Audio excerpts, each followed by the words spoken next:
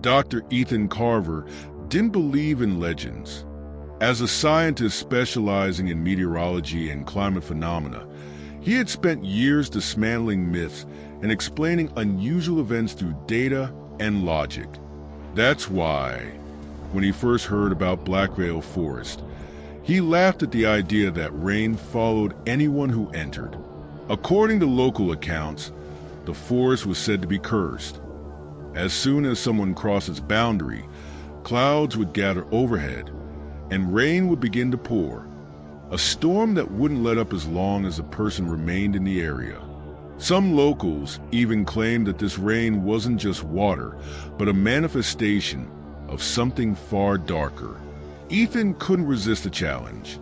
He was working on a project about microclimates, and to him, Black Veil was just another curious spot on the map that needed studying. The idea of an eternal phenomenon intrigued him, and he was determined to prove it was nothing more than a natural anomaly. When he arrived in the small town near the forest, the weather was the opposite of what he expected. The skies were clear, the sun bathed the wooden houses in warm light, and the locals avoided meeting his gaze. Ethan found their behavior odd, but chalked it up to the usual distrust small towns harbor for strangers. However, when he walked into the town's only bar to ask for directions to the forest entrance, the room fell into a heavy silence. Every pair of eyes turned to him, and the air became thick with unease. "What do you want with Black Veil?" asked an elderly woman, the only one brave enough to break the tension. "I'm a scientist," Ethan replied, trying to sound casual. "I want to study the area's microclimate. From what I've heard, it seems like a fascinating phenomenon." The woman narrowed her eyes, her brow furrowing deeply. "It's not a place for people looking for answers. It's a place for people who have no other choice." Ethan smiled, masking his discomfort. "I don't believe in superstitions, ma'am. I'm just here to do my job." The woman shook her head with a resigned expression and turned to the others in the bar. "Another one who won't come back," she muttered, ignoring the heavy stares. Ethan finished his drink and headed for the forest entrance. The dirt road leading there bore signs of neglect. Broken fences, fallen trees, and rusted signs warning of the danger of getting lost. As he crossed the first few meters of dense vegetation, an eerie silence enveloped the area. That's when he noticed it. The sky, which had been clear and blue moments earlier, was now blanketed by dark, heavy clouds. The wind howled through the trees, and the first raindrops began to fall. It felt as though the forest was aware of his presence. Ethan adjusted his hood and chuckled softly. Just a coincidence, he thought. But as he ventured deeper into the forest, the rain intensified, and an unfamiliar sense of unease began to creep into his chest. It was only the beginning, but he couldn't shake the feeling that something was off. As Ethan made his way through Black Veil Forest, the rain escalated with unnerving speed. Within minutes, the light drizzle had transformed into a torrential downpour, thunder rumbling in the distance, and flashes of lightning illuminating the tightly packed trees. He paused for a moment to adjust his raincoat and shield his equipment, but the discomfort he had felt earlier grew stronger with each step. Ethan, a man of logic to his core, found it increasingly difficult to ignore the sensation of being watched. He scanned his surroundings, searching for any signs of wildlife, but the forest appeared utterly lifeless. No birds chirped, no leaves rustled, nothing but the deafening sound of rain pounding against the saturated ground. Still, he pressed on. He set up his equipment to measure humidity and atmospheric pressure, meticulously recording each reading. But something strange caught his attention. The humidity levels were unnaturally high, practically impossible under normal conditions. It was as though the water was being drawn from the earth itself, forming an invisible barrier around him. About 30 minutes later, He heard it. At first, it sounded like the wind brushing through the trees, but it soon became something more distinct, low, unintelligible murmurs. Ethan froze, trying to pinpoint the source, but the sound seemed to come from every direction. He took a deep breath, forcing himself to focus on logic. It's just the wind, he thought. The wind and the rain creating an illusion, yet the tone of the murmurs was peculiar. It wasn't just a random noise of nature. It sounded almost human. "Hello," he called out, his voice nearly swallowed by the storm. No response. Ethan proceeded cautiously, gripping his flashlight tightly as it became his sole source of illumination.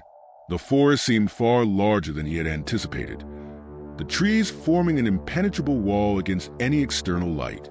As he moved forward, the voices grew clearer, closer, as if they were right beside him. "You shouldn't be here," a voice whispered behind him. Ethan froze. The sound was unmistakable, clear and almost intimate, but when he turned around, there was nothing there. Nothing but the relentless downpour. A chill ran down his spine, but he forced himself to move forward. Each step grew heavier, as if the ground itself was trying to drag him down. The rain was unyielding, and his vision began to blur. That's when he noticed something unusual about the water. Instead of soaking into the ground, it was pooling in intricate patterns, forming small streams that all seemed to converge at a single point. Curious, and desperate for any distraction from the voices, Ethan decided to follow the flow. The streams led him to a clearing, and what he saw there made him question his grip on reality. In the center of the clearing stood a grotesquely tall tree, utterly unlike anything else in the forest. Its twisted trunk was covered in a slick, black moss that shimmered unnaturally under the flashes of lightning. Surrounding the tree, pools of water had formed, but something was wrong. The water didn't behave normally. Ethan knelt down to examine one of the pools. The raindrops falling from the sky were drawn to the water, but instead of simply merging, they seemed to move with intention, as if some unseen force was guiding their flow. He carefully dipped a small collection tube into the liquid and sealed it in his kit. But then he noticed something even stranger. His reflection in the water wasn't moving. Instinctively, Ethan pulled back, his pulse quickening. Despite remaining completely still, the reflection stared back at him, blinking erratically. Panic rose in his chest as he tried to rationalize what he was seeing. Before he could form a coherent thought, the reflection tilted its head, studying him, and then its mouth stretched into a crooked smile. The whispers around him grew louder. There were more voices now, each with a distinct tone, murmuring words he couldn't understand. Ethan stumbled backward, but before he could escape, he felt something brush against his shoulder. He spun around, heart pounding, but there was nothing. Only the rain, the trees, and the oppressive feeling that something in the forest was toying with him. His gaze returned to the twisted tree at the center of the clearing. The voices, now unmistakably real, seemed to emanate from somewhere deep within its gnarled trunk. Each whisper carried an emotional weight, pain, pleading, and something far more unnerving, a deep, unsettling longing. Ethan tried to step back, but his feet wouldn't budge. The mud around the tree seemed to have taken on a life of its own, clinging to his boots like a vice. The air grew heavier, suffocating, and his breath became shallow and strained. Fumbling, he reached for the radio clipped to his gear, desperate to contact his base team. "Dr. Ethan Ward here. I'm at the collection site. Something really strange is happening. I can't explain it. I need immediate assistance." The response on the radio was static, broken by distorted sounds, almost like muffled sobbing. Then came the same phrase he had heard before, but this time spoken clearly by a woman's voice. "You shouldn't be here." Ethan dropped the radio, his eyes wide with shock. The words weren't just spoken. They were whispered, as though the person was close enough to breathe the words directly into his ear. He staggered back, only to trip and fall onto the muddy ground. When he looked up, he saw something that left him speechless. The tree's roots were moving, slowly but deliberately. They emerged from the soaked earth, twisting and intertwining like serpents, every movement synchronized with the whispers. His scientific instincts kicked in, pushing him to search for logical explanations. Movement caused by the water? Fiber contractions from the rain? He tried to rationalize it, but the feeling that something was horribly wrong lingered. When a bolt of lightning lit up the sky again, he saw even more. The roots weren't just shifting. They were forming patterns on the ground. Circles, lines, and symbols he couldn't begin to understand. It was as if the forest itself was trying to communicate or summon something. Ethan frantically searched for a way out, but he couldn't just leave without documenting what he was witnessing. His duty as a scientist demanded it. He grabbed his camera and started recording. But when he aimed the lens at the tree, the screen showed something his own eyes couldn't see. Figures, humanoid shapes, blurred and translucent, like shadows cast by an unseen fire. They stood motionless, yet all of them seemed to be staring directly at him.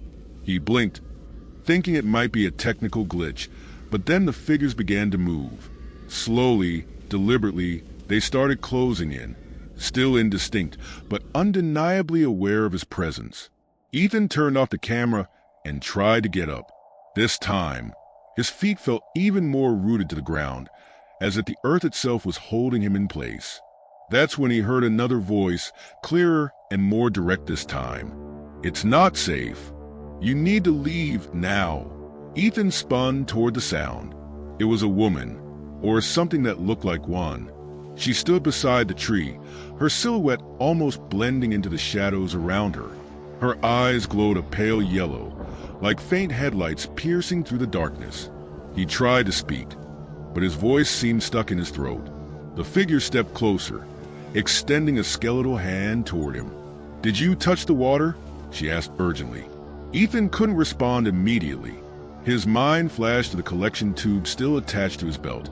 The woman's eyes darted to the tube, and in an instant, her expression shifted to something between panic and rage. "You shouldn't have done that." Before he could react, the tree's roots began to grow rapidly, weaving toward him like serpents. Ethan struggled to break free, but they were strong, unyielding, and seemed to obey the woman's voice. She wasn't here to save him. She was something far worse. Suddenly, the puddles around him began to bubble, as if boiling, despite the frigid air.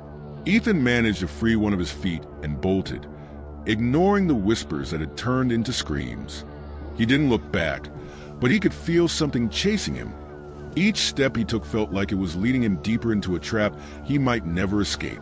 The last thing he heard before leaving the clearing was a woman's voice again, now booming like thunder. "When it rains again, you'll be ours." Ethan ran aimlessly, tripping over roots and sliding through the mud, guided only by the sheer instinct to survive. The sounds of the screams and whispers seemed to follow him, as though the entire forest had come alive to hunt him down.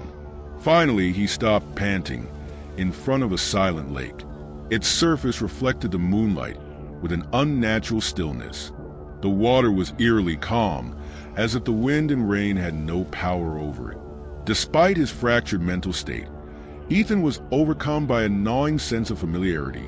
He knelt at the edge of the water, staring at the reflection on its surface. Something was wrong, something he couldn't name but that twisted his stomach into knots. Then he realized the reflection wasn't his. Staring back at him was a man with disheveled hair and hollow eyes.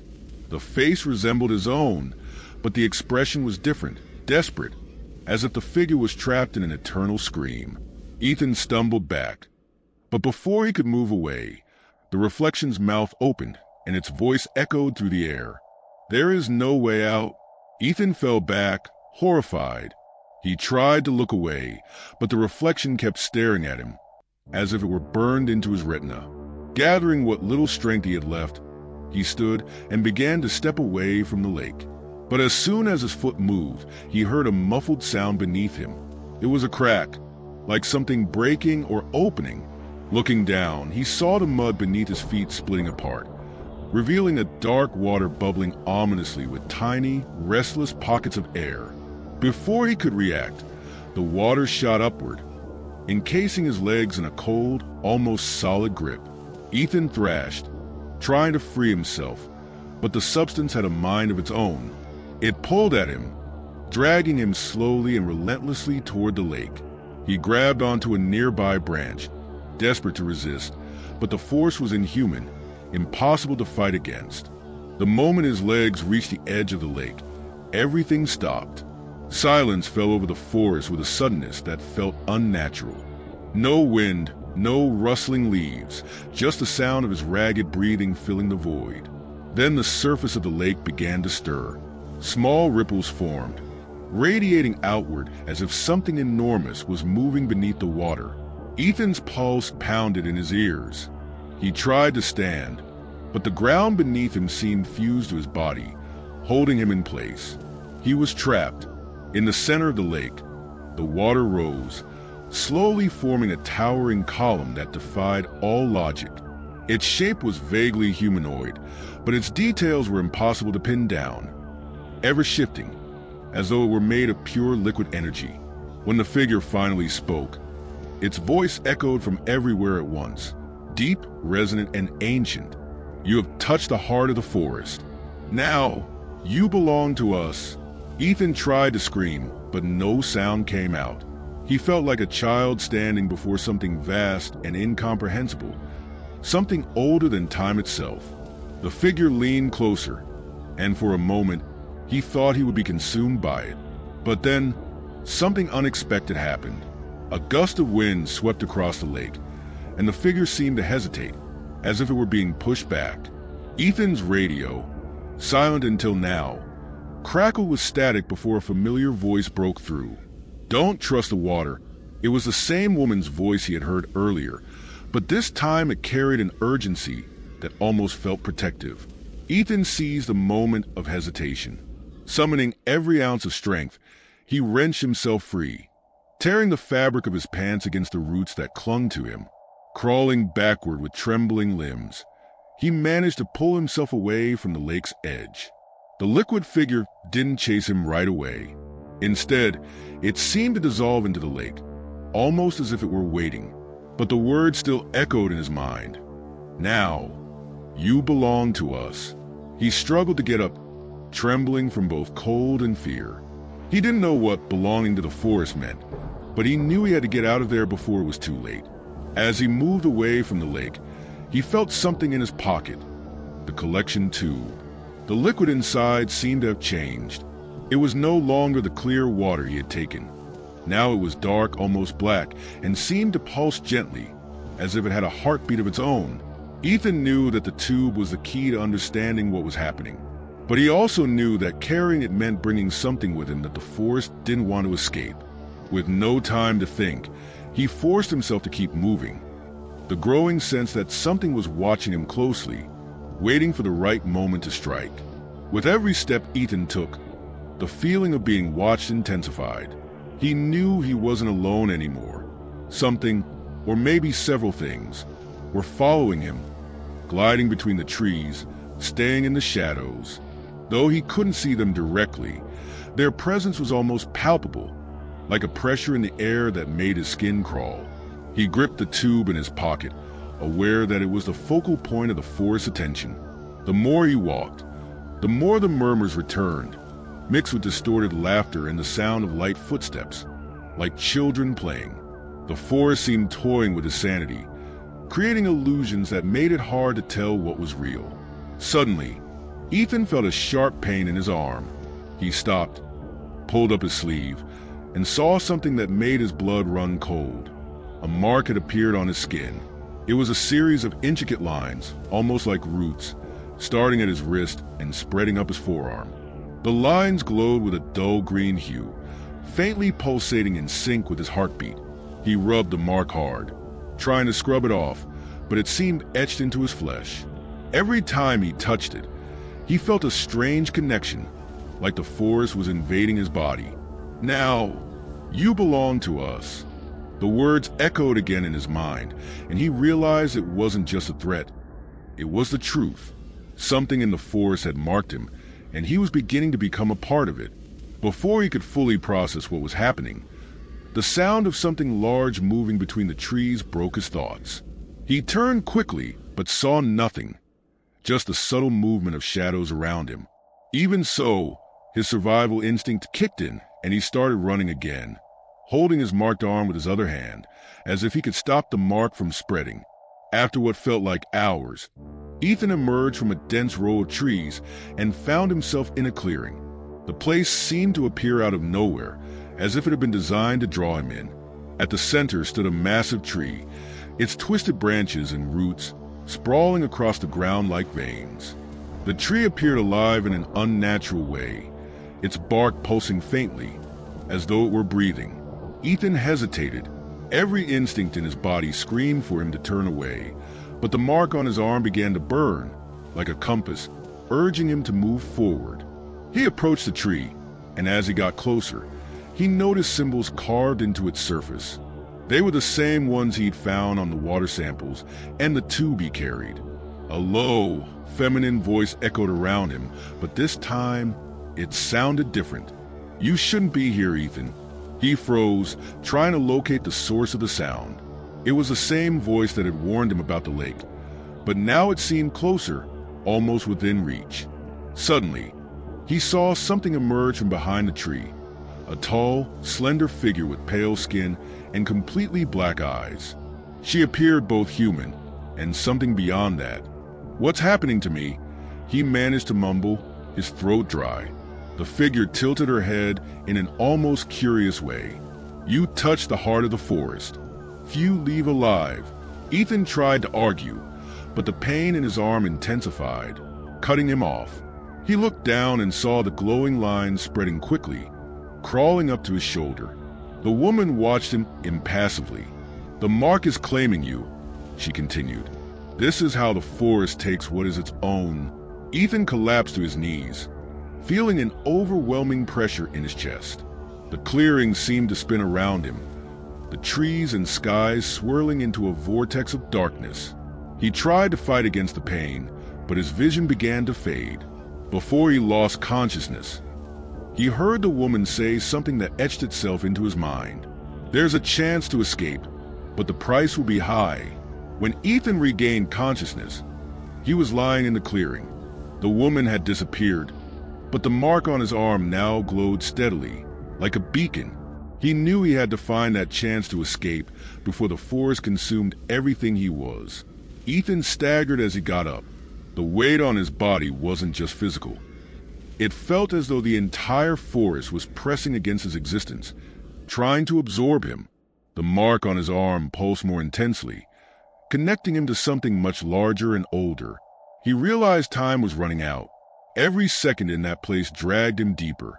Remembering the woman's words, "There's a chance to escape, but the price will be high," he began to search for any clue in the clearing. The pulsating tree in the center seemed alive in a grotesque way, but it also seemed to be the key. Hesitantly, Ethan approached and laid his hand against the bark. The moment he did, the forest reacted. The ground shook and a guttural, deep sound echoed around him, like a scream rising from the earth. The tree's roots began to move, twisting like snakes. Ethan tried to pull away, but his hand remained stuck to the tree's surface, as if being sucked in. Horrible visions flooded his mind. He saw the forest in different eras, as an ancient sanctuary, with rituals devoted to the creatures that lived there, as a battlefield, where those who dared to challenge the supernatural forces were consumed, and finally as a trap, luring the curious with its rain and mysteries. The mark on his arm was part of that cycle. Ethan understood that anyone who entered the forest and interacted with its secrets was marked and transformed, becoming servants of the cursed ecosystem. But there was something else, a choice. The tree finally released his hand, and Ethan fell backward, gasping for air.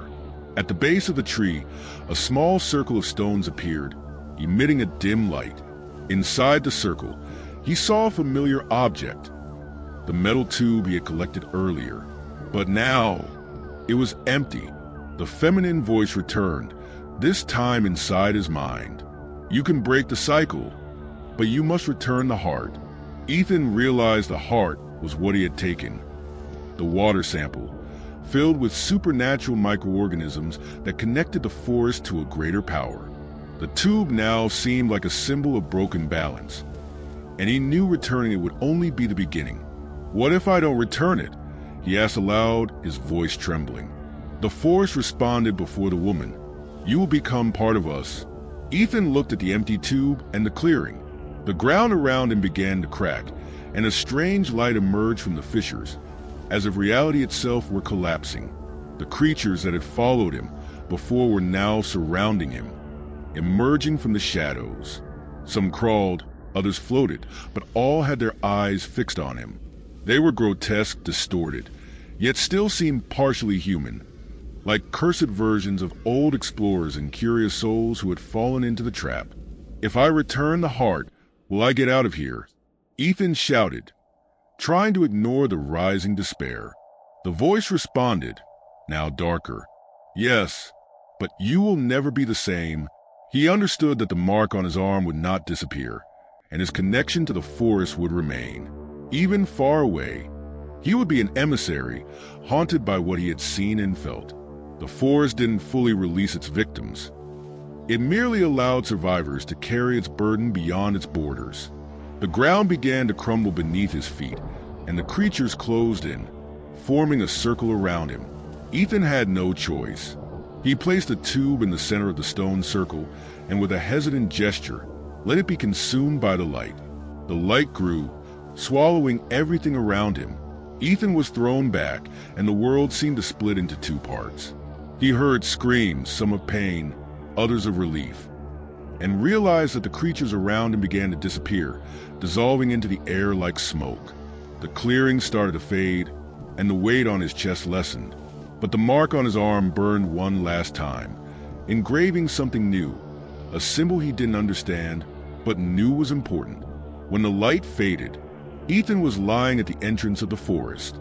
The rain still fell, but now it seemed normal, like any other rain. He was free, or at least, that's what it seemed. He looked at the mark on his arm, and realized that now it had taken the shape of a tree, with deep roots. Ethan knew the forest had let him go, but also knew that, in some way, he was still a part of it. Ethan sat there at the forest edge, feeling the cold rain trickle down his face. He was free, but the weight of the mark on his arm reminded him that this freedom was only superficial. In the distance, the forest seemed denser than before, its trees swaying in a nearly imperceptible manner, as if they were alive and watching. The mark on his arm pulsed softly, like the rhythm of a heart that wasn't his. It took some time for him to compose himself. His backpack was soaked but incredibly intact. Inside, he found the recorder he had used during his exploration. He turned it on, hoping to hear the notes he had made. At first, the device only crackled, as if damaged. But then a voice emerged. Ethan stared at the metal tube on the table, its familiar, unsettling presence, a reminder of the bond he could never escape. The mark on his arm, glowing faintly in the darkness of his apartment, pulsed with an intensity that mirrored his growing sense of dread. The quiet of the storm outside only made the feeling of being watched more pronounced. His thoughts raced, but deep down, he knew what was coming. The forest wasn't done with him yet. The rain intensified, beating against the windows with an almost rhythmic persistence, and the air felt heavier, charged with something he couldn't quite define. It was as if the world itself had begun to shift again, as though the boundaries between reality and the unnatural were thinning. As he sat there, the eerie silence of the room was broken by a low, almost imperceptible hum. It came from the tube. Ethan watched transfixed as the silver liquid inside shimmered, its surface rippling without reason. A dark thought settled in his mind. It was calling to him. The creature he had seen in the reflection flashed before his eyes again, its gaunt form, eyes glowing with an unnatural light, imprinted on his memory. He could still feel its presence, as though it were standing just beyond the door waiting. Then a voice, soft, barely a whisper, drifted into his mind, the same voice that had guided him in the forest. "Come back to us, Ethan. You cannot run. You are ours." He shook his head, trying to shake the voice out of his thoughts, but it only grew louder, more insistent. The walls of the room seemed to pulse in time with the hum of the tube. His heart raced, the pressure building in his chest, as if the very air were growing thicker, harder to breathe. Ethan had always thought he was strong, that he could resist whatever haunted him. But now, in the face of something far older and more powerful than anything he had ever imagined, he felt small, insignificant. His connection to the forest had become a curse, a weight he couldn't escape, no matter how far he ran. The reflection of the creature returned in his mind's eye, its voice now clear, its words cold. Return the heart, Ethan, or become ours forever. He glanced down at the tube again. It was filled once more. The silver liquid sparkled like a lure, drawing him in, as if offering him an answer to the question that had been gnawing at him since his return. The forest had let him leave, but it had never truly released him. The price had been paid, and the mark on his arm was the proof. Ethan's eyes narrowed as he made his decision. There was no escaping it. He had been chosen, whether he liked it or not. The forest would always find a way to call him back, as it had done now. With a final, deep breath, Ethan stood and walked toward the door. The hum of the tube grew louder, almost unbearable, as if the forest itself was waiting for him to step back into its embrace. He opened the door to the storm, his footsteps steady but heavy, as if the weight of the world had already begun to settle on his shoulders. And as he walked into the night, the trees, once again, whispered his name. Not knowing whether he was heading toward an end or a new beginning, he grabbed the tube and left his house, vanishing into the stormy night. The forest was waiting for him, and this time, it wouldn't let him go so easily.